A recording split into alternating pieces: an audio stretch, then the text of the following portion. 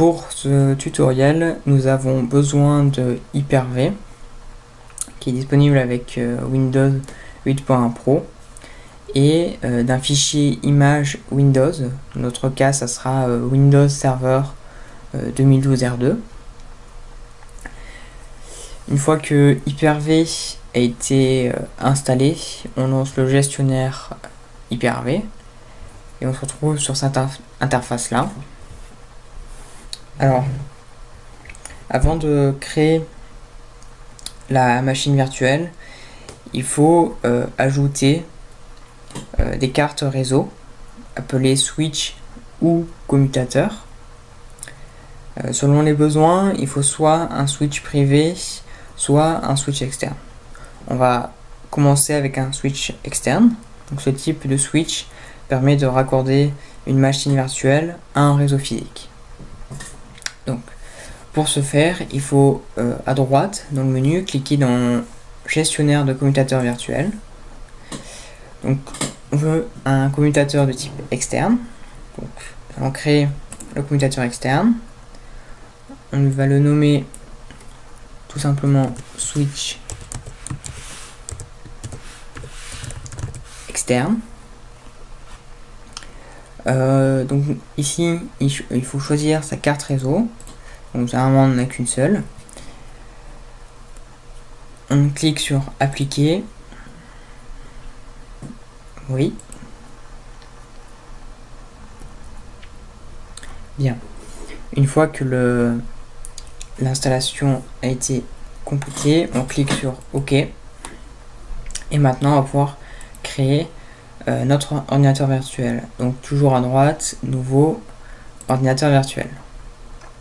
Donc, un assistant s'ouvre, quelques indications, on clique sur suivant. Alors, on va nommer l'ordinateur. Alors, on peut soit l'appeler Windows Server, mais généralement on a plusieurs serveurs et donc il faut les nommer ainsi. Donc SRV1, c'est plus simple pour se repérer après. Donc on va créer deux machines virtuelles. On choisit un emplacement où il y a de l'espace. On va y stocker le disque virtuel. Une fois que l'emplacement a été défini, on clique sur suivant. Alors, on choisit génération 1, parce qu'avec la génération 2, il y a des problèmes au démarrage. Donc du coup, on laisse sur génération 1. On choisit pour la mémoire vive 512 mégaoctets, ce qui correspond aux configurations minimum de Windows Server. On choisit notre switch externe. Donc, suivant, on crée un nouveau disque dur virtuel où sera installé le système d'exploitation. On va mettre 32 Go qui est le minimum pour Windows Server. On choisit notre fichier image comme demandé tout à l'heure. Suivant, terminé. Donc là, Hyper-V va créer la machine virtuelle et on va pouvoir la démarrer. Donc pour ouvrir la fenêtre, il faut cliquer en bas à gauche dans le carré noir. Et là, Windows démarre. Maintenant, nous allons créer un switch privé. Donc toujours pareil, gestionnaire de commutateur virtuel. On sélectionne privé, clique sur créer le commutateur virtuel. On va l'appeler comme tout à l'heure switch privé. On sélectionne bien réseau privé. On applique les modifications.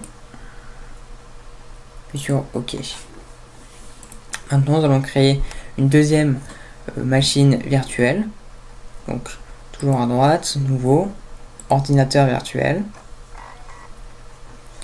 Donc l'assistant suivant. Donc là, comme je dis tout à l'heure, on va l'appeler SRV2.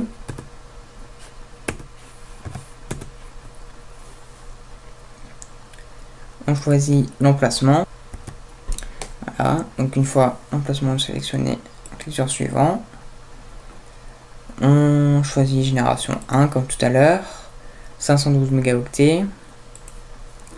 Cette fois-ci, on choisit un switch privé, vu que l'autre serveur est en switch externe. On clique sur suivant. On va créer le disque dur virtuel, donc de 32 Go. Suivant. Donc on installe, on choisit le fichier image. Ouvrir. Bon, et terminé. Donc on vérifie que la machine virtuelle démarre bien.